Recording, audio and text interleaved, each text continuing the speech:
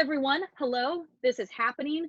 Welcome to our small, low overhead storage yet very comfortable confines of my RV. We're on the road for PBR. We are back in action. So Guthrie, Oklahoma is home for the week. Shout out to my thermostat. Best lighting I could find right here. But this is a brand new series exclusive on Ariat, and I'm so excited to be a part of it. It's all about storytellers. That's why I do what I do, is because I love hearing stories and sharing stories. And Ariat, CEO, founder, so great to have you with us. Thank you for doing this, for being with us. How have the last few months been for you?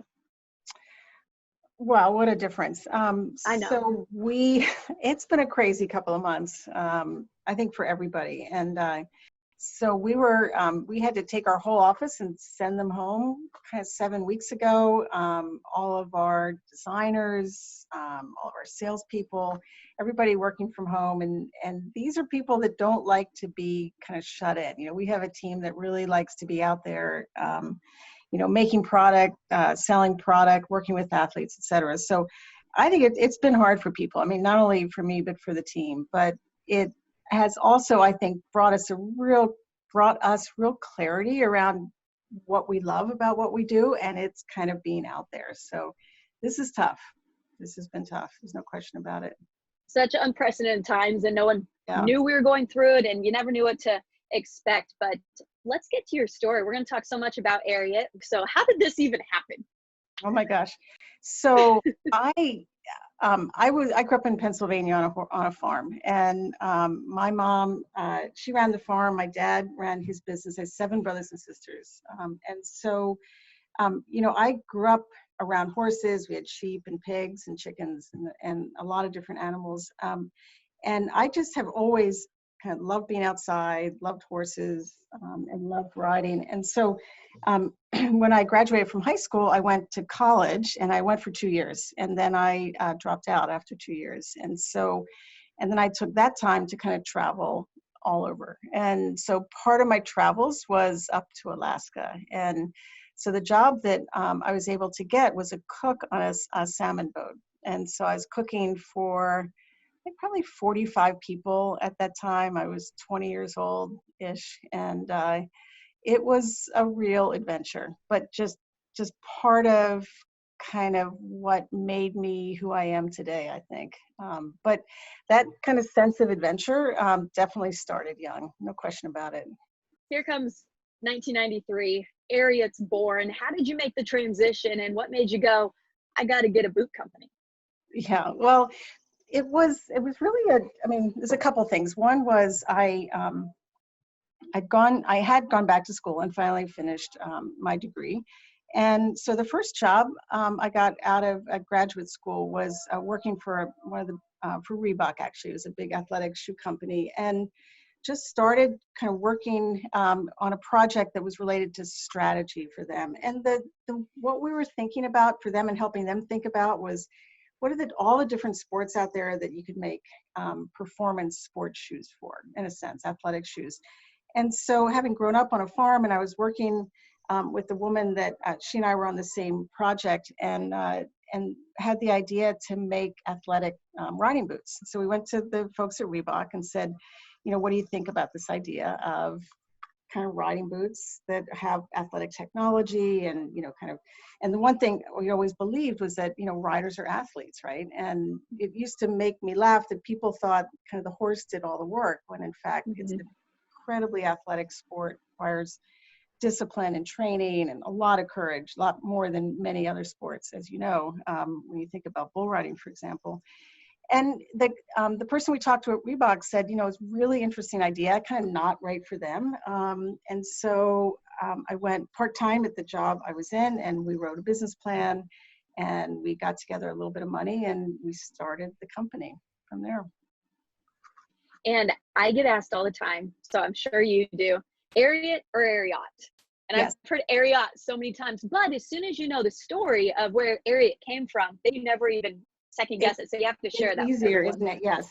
So the name is, as we sometimes, it's the back end of Secretariat. And so my mom raised thoroughbreds, and so we would go to the races all the time. And I grew up, we would sometimes go to harness racing on, Friday nights or Saturday nights, but also kind of flat racing. And so of course we watched the races on television, always watched the Kentucky Derby and, the whole Triple Crown. And so when I was very young, Secretariat kind of won the Triple Crown. And so it's just kind of fascinated with him as a horse. And then once you kind of get a sense of the story behind Secretariat, it's such a cool story. And there was a lot there about Secretariat as an athlete, kind of as a kind of an unknown and kind of really underestimated athlete, and then how he came on to kind of win the Triple Crown. I just love the story. And after Secretariat died, there was an autopsy, and they discovered that his heart was actually like 2.5 times bigger than kind of your average thoroughbred. And that, to me, it really, really spoke to us at that point. So we thought it'd be a cool name for the company. Wow, I had no idea of that. Oh man, what a horse to have an extra large heart too. Oh, that's so neat. Yeah. So every company, I feel like when you look back, every company when they're starting has those moments of, I can't believe we made it past that and we got through that. And then I heard Ariat's had some of those. There was a truck fire with your very first ever boots that were made. Yeah. So that was, dogs are here. Oh my gosh, we've had, every day there's a challenge. I mean, just look at where we sit today, right? We've got this, tremendous challenge that we faced with the entire team. And I think that's probably the key thing I remember as I think back to all the challenges, is it never felt like a challenge I was facing by myself, per se. Always, we had the team with us. But what you referred to is our very first order from the factory. I remember getting, we're waiting anxiously. We sold the boots and taking orders for them. And then we got a fax from the factory that the truck had picked up the order and was on its way to the shipping area. And the truck kind of rolled off into a ditch and burned.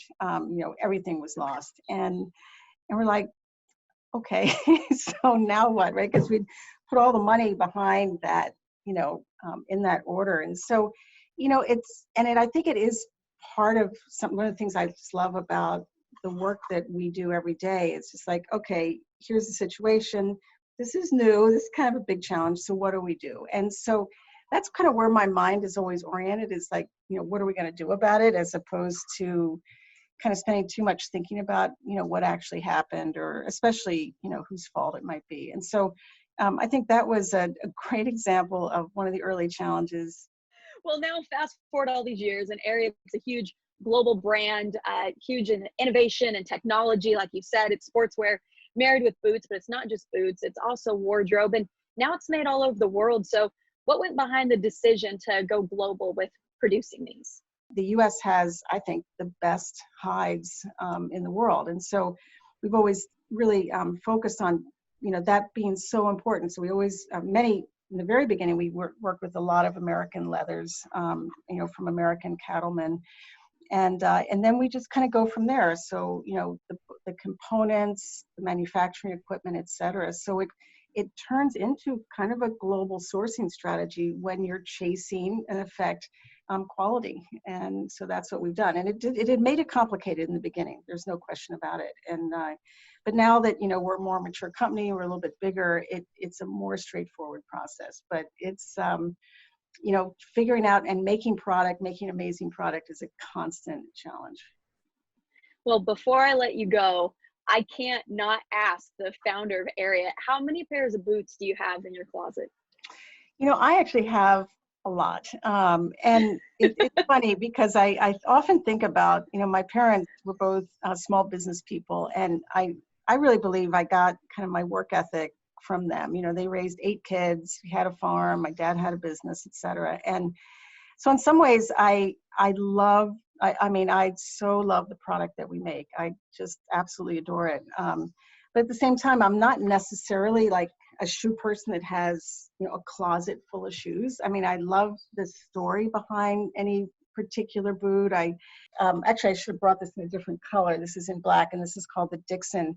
I And know those boots. yes, and this Love is them. another boot that our team designed. And what I love about this is that, you know, a lot of people love this boots. We've actually sold a lot, and it's not the commercial value. It's not the fact that we've sold a lot, but what I really love is how many people love these boots. You know, how many people get up in the morning, they get their outfit ready, and they reach for a pair of these, and it just works for them. And it just brings me joy. Like I can walk through an event, a rodeo, a horse show, airport, and when I see people wearing our boots, it just makes me happy, and it just makes me smile. So, and the fact that so many people love these, as do I, um, makes them kind of just one of my many, many favorites. So, Aw, you make me smile. Beth, I appreciate it so much. So cool to get to know you more and get to know your story more. And you can tell you really love what you do. Thank you so much.